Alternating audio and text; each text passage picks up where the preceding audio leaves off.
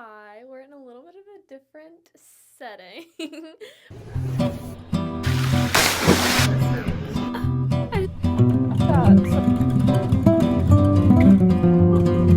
And we have La La Land right here because this is going to be some kind of a La La Land debrief explanation kind of thing. I did so much research on this freaking movie. Okay, it took me a few hours. I have a few pages of notes. If I leave something out, I mean, you can tell me, but like, don't.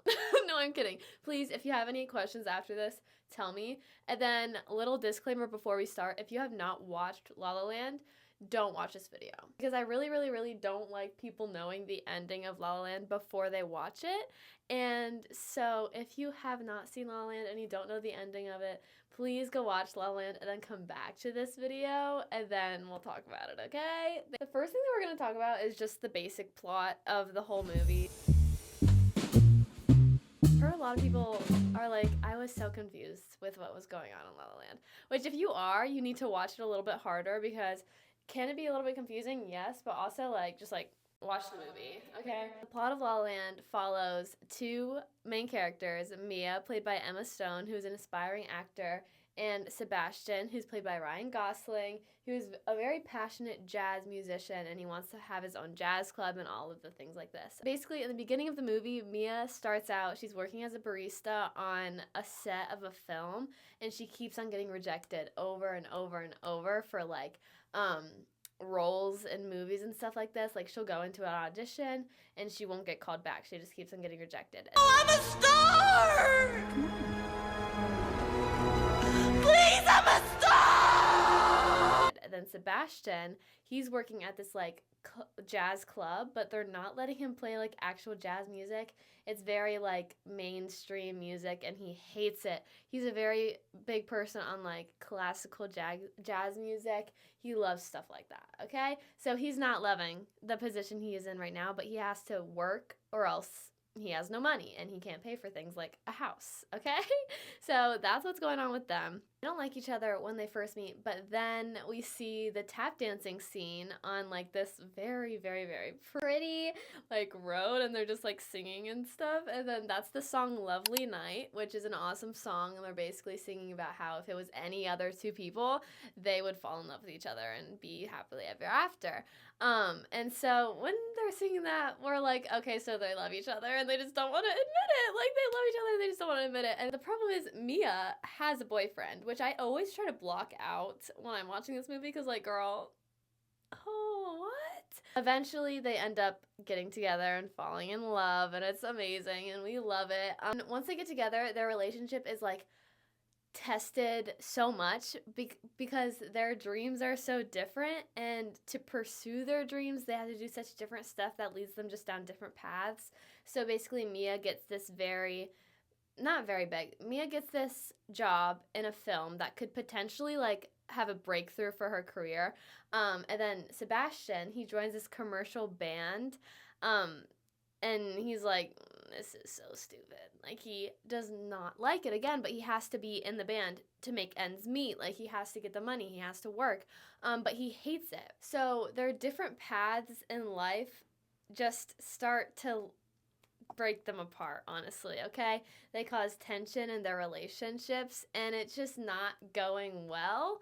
Like, Mia is doing all this stuff for her film, and Sebastian is traveling the world on tour so that he can't come to her shows, and then she doesn't feel supported by him, but he doesn't feel supported by her, even though he doesn't even like what he's doing, but she's trying to point that out to him. It's this whole crazy thing. There's lots of tension in their relationship caused by their very different dreams for their careers. Eventually, Mia and Sebastian do break up to pursue their careers and to become successful in their life. And years later, we see in the end of the movie, Mia and Sebastian end up seeing each other again. Like literally years later. I don't know how many years later it was. Was it 10 years? I think it was like 10 years later. They end up meeting each other in Sebastian's jazz club, okay? Sebastian's jazz club, they meet each other again, and we see this beautiful, dreamlike fantasy scene that just shows all of the what-if situations that could have happened if they had stayed together. And it's a very, like, heavy on the dream, like, and we'll get into that later in the video. The final scene, it's considered bittersweet by everybody because it is. I don't see any sweet to the ending. 0 part. When I saw the ending of this movie, not a single ounce of me was like, oh, I'm so glad they're happy. Not a single part of me. It's considered bittersweet because it shows that they are both so happy and successful in both their personal and professional life, even though they're not together. And so it shows that their love story was so beautiful, but it was also like they just weren't meant for each other. They couldn't have stayed together and also been as happy as they are now.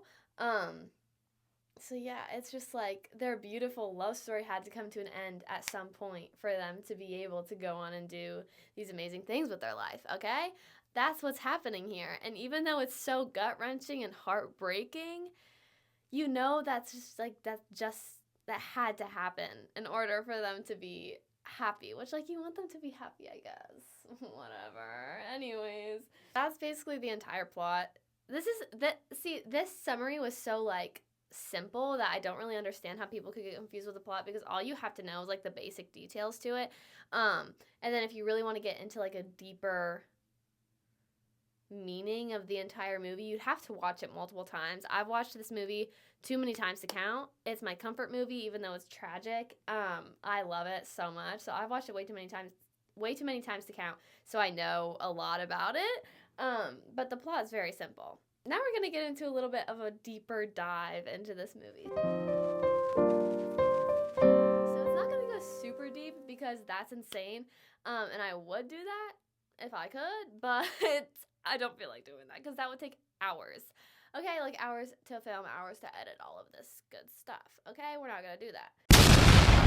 Everything in this movie has a meaning, which is the like craziness of it and like the most beautiful thing about it, because anybody who's like, La La Land is so overhyped, like, oh my gosh, like I understand where they're coming from, because yes, this movie is crazy, like has a crazy amount of hype on the internet and on TikTok for the ending, for the songs, the soundtrack, everything. However,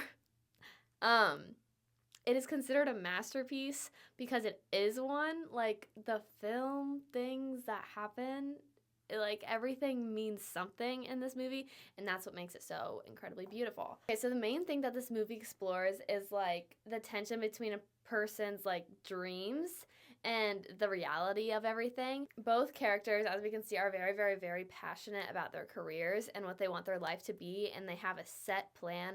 Mia wants to be an actress, a very famous actress, and Sebastian, he wants to own a jazz club. He's very passionate about his music, and as he should be, he's a fantastic musician. So these ambitions that they have, since they were so set on it being this way and wanting their life to go like this, their ambition drove all of their actions, which ended up causing tension in their romantic life, as we can see. Okay, so the main thing that this movie is trying to convey is basically that, like, through the soundtrack, through the way that they film things, through the characters and the character arcs, it's basically just saying at the very end, you need to know that if you want to follow your dreams, you're going to have to make some personal sacrifices as well, which is a great theme. Like, most movies, I get that they, like, have themes and they're very, like, life lessons. Yes, yes, yes.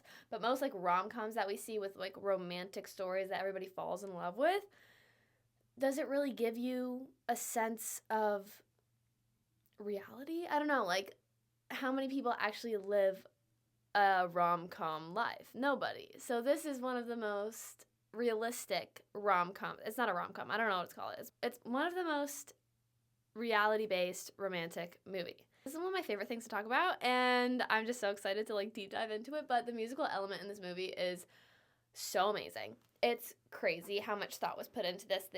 Each song was very carefully curated for each scene, for each like emotion that it needs to convey. I just love it so much. Not only is the musical element actually amazing, like the soundtrack is one of the best soundtracks out there. I have it on vinyl right behind me. It's so, so, so good. But each song tells a story. Like, it tells a different story. It gives you a different sense of emotion. And each song is so carefully curated to convey that emotion in each different scene that it's like mind-boggling, mind-blowing, flabbergasting. Okay? Like, it's so crazy. For example, In La La Land, the opening scene is the song Another Day of Sun, which is when they're all in traffic and then they all just get out and start dancing. This song conveys a very whimsical, happy feeling to start the movie off. And it's amazing. That's like one of my favorite songs in the entire film. It contrasts so much with the ending song, which is called the epilogue, which is when we see the scene of them like rethinking their whole life and like what could have happened if they were still together, right? That's what this song is. But the epilogue is so different from the beginning, because is it the same kind of songs? Like Another Day of Sun does play in the epilogue, but it's different in the fact that like it's more like you're reminiscing on the past. It's a very nostalgic feel. And it's awesome. First of all, it's an amazing song, but it just like it gives you so much of that like feeling where you're just like reminiscing and you're like, oh my gosh, I remember the very beginning of this movie when they're remembering the very beginning of like their life and their love story, which is crazy. What? And it's just so good how they can convey all of that through a couple of like notes on an instrument, okay? Like that's crazy to me. So yeah, each different song means so much in this movie, and I feel like nobody talks about that enough. Like everybody's just like, "Oh, I love the music. It's so good." But nobody talks about how much went into making sure that each different song fits the scene so well and makes you feel this crazy emotion, because each song in this soundtrack makes you feel a different emotion. Whether it's being like so happy with Another Day of Sun, or like me and Sebastian's theme where you're just like, "Oh my gosh, this is like the epitome of a love song. It's so beautiful," but also like when you hear at the very end in the epilogue, it's so gut-wrenching because of everything that comes with that song. Like nobody can tell me if you've watched La La Land and you're saying that me and Sebastian's theme doesn't make you feel something to like, oh my gosh, like just like, oh my gosh, I remember everything with this song. Like it holds so much in it. Like nobody can tell me that it doesn't. Now we move on to the ending of this movie. The most talked about, most discussed part of this entire movie. It's the main reason why the movie is so popular, because it's such a bittersweet ending that you don't know whether you want to like be happy for me and Sebastian, or if you literally want to throw things at them for not making it work while they were together, which is how I feel. I'm over here like, you should have made it work because you made it work with this other dude. So yeah, it's considered bittersweet because we see how happy both of them are in their lives right now, but you can also see how much they mean to each other, right? Like in the scene with the epilogue where you see all of their what if dreams, you're like, oh, they still love each other so much. They still hold such a high place in each other's hearts. We're like, it's just like, it's so bittersweet because they're so happy, but yet you know that they were together. They were happy then too, but then they weren't. And it's just so, you just want them to be together even though they're so happy with other people. And it's crazy. I don't know how they did that, but you know, the scene where it shows all of the what if things makes me hurt so good, honestly. It like literally kills me because I just learned this recently, because when I was watching the movie, I was like, okay, so if you're dreaming that, then that obviously could have worked. Like you should have just stayed together and make it work, and this could have been you. This could have been you, right? But when I was doing my research, I found out that like it's supposed to convey the feeling of like, yes, this is what your dreams look like. This is what potentially could have happened if one of you didn't succeed in life. One of you would be so crazy happy, but one of you wouldn't. And so the what if scene is just basically like, that could never happen.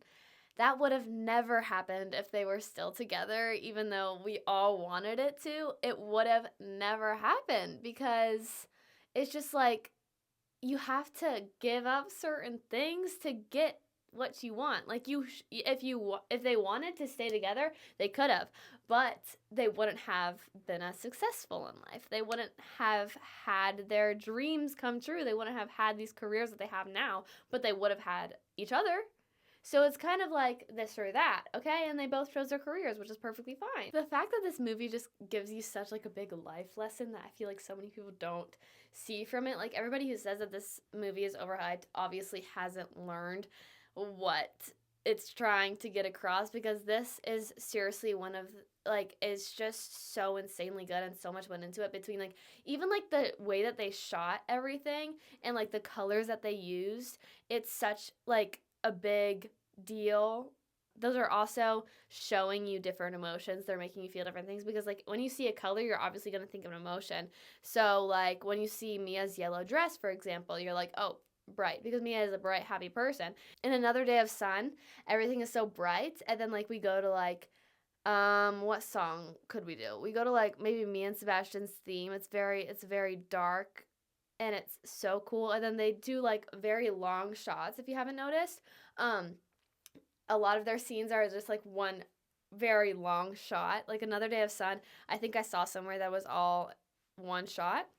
I could be so wrong with that. I don't really know. The way that they did that was for like the Hollywood nostalgic feel, because of Mia's aspiring dreams to be an actress, which is so cool. So like the fact that some people don't see this as like one of the biggest masterpieces, it's just so baffling to me. I don't understand how. But yeah, it's insane and I love it. Now we're gonna move into the section I like to call my opinion. It's not a special named thing. It's literally just my opinion, and I'm about to be very animated with my opinion, okay? So La La Land is one of my all-time favorite films. It's not one of my, it is my all-time favorite film. Anytime somebody asks me what's your favorite movie, I immediately go to La La Land. My best friend Ava, she made me watch it because I had never seen it. I had never heard anything about this movie, okay? Never once in my life have I heard anything about this movie before I watched it, so I did not know what the ending was, okay? So we were watching it, and I was like, I don't know what's happening. Like, I don't know what's going on. There's just so many songs. And then, like, they don't talk a lot in this film. In La La Land, they barely talk. If they're talking, they're singing. Okay? Like, they just don't talk a lot. So I was like, this, because it's my best friend's favorite film as well. So I was like, this is your favorite movie? And she was like, yes, and you'll see why. And so I watched it till the very end, and we got to the reminiscing scene at the very end with the epilogue, and I was like, oh, this is so fun. And I was also so confused because I was like, wait, what's happening? Like, is this supposed to be like reality or what's going on? And then immediately, like right after that, when they like walked away from each other, the credits hit, and I'm not even joking, it was like a snap of my fingers and tears just started rolling down my face. Like, this was the first movie I ever bawled at. Like, I don't cry at movies, okay? And it's one of the only movies I've ever cried at. It was the first movie I ever cried at. And it's just so good because it makes you feel all of the emotions. Like, La La Land takes you through every single emotion, which is so cool because it's also so, like, it's obviously not, like, reality because... No. But it's so good because it takes you through their relationship of them being happy, them being in the honeymoon phase is what old people call it, and then them like just like going down different paths in their careers, and you can see them slowly starting to drift away from each other to just like the utter heartbreak when they break up, and then when they see each other, you're just like reminded of all of that, and you're not even one of them. You're watching this all play out. You're not in the movie. This is not your experience. And you're still so gut-wrenched and heartbroken, which is so crazy. I just don't understand why people don't like it. Mainly the two opinions I see about this movie that I don't agree with personally. One is like, okay, duh. And then one is like, what? So the one, I just explained this one, but like the whole like, it's not good, it's overhyped. Think what you want. You can all have your own opinions. But don't tell me. I'm so sorry. If I tell you that La La Land is one of my favorite movies, and your immediate response to that is, I think it's overhyped, I don't really get it, and you've only watched it once, get out of my face. I am gonna lose it. Don't do that to me, okay? I will literally like, what? Why would you say that? Why would you say that to me? So yeah, I don't like that opinion. And then also, I see this everywhere. And I think me and my best friend agree with this. But when people are like, oh, it's just so like bittersweet, I'm like, I don't see any sweet to it. Okay? Me personally, I think maybe I'm just ignoring the sweet part. But like when I saw the ending of this movie, not a single ounce of me was like, oh, I'm so glad they're happy. Not a single part of me was thinking, I'm so glad they're happy. Why would I be thinking that? No, that's not what I was thinking, okay? I was thinking personally, they walked in, Mia's face immediately dropped when she saw Seb's. You know why? Because she's still in love with him. That's why. This is all in my head. I don't take any of this as true because this is all like my opinion and what I think, like what I've made up in my head to be true. But anyways, when Mia saw Seb, immediately I was like, she still loves him. Leave your husband. Leave your husband. And do I know that she has a husband and kids? Yes. And so I would never say that in real life, okay? Never, ever, ever. But not considering the children part and maybe they were just dating. If Mia and her husband were just dating, I'd be like, leave him and go for Seb, okay? Because she still loves him. And girl, did you see the way that Seb looked at her from the stage? That man will never love anybody ever again. And you cannot convince me that he will. You can't convince me that he will love anybody ever again. Because why do you think they made him single at the end of the film? Why do you think they did that? It's because he will never love anybody the same that he loved Mia, okay? That is what I think. That is what I perceive to be true. And I don't see any sweet to the ending. Zero part. It was all tragic. It was all traumatic. I hated it all, but I also loved it in the way that it was just so sad. It was so good, okay? I don't see any sweet. So y'all freaks that think that there's a sweet ending, even though I just did this whole thing on it being bittersweet, I don't see any crapping sweet, okay? Anyways. I'm convinced that they would get back together in a heartbeat. If Mia dropped her husband, if Mia walked in there single, if Mia walked in there alone, what do you think Seb would have done? Think about it, okay? Because I'm determined to change all of y'all's opinions on this ending because that's not sweet. It's not sweet whatsoever. It's very sad.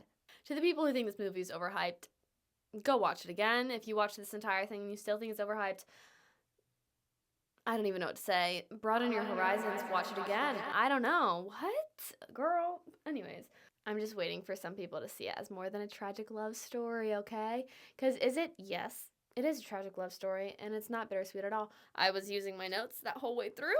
Did you notice? Probably because I kept on looking down.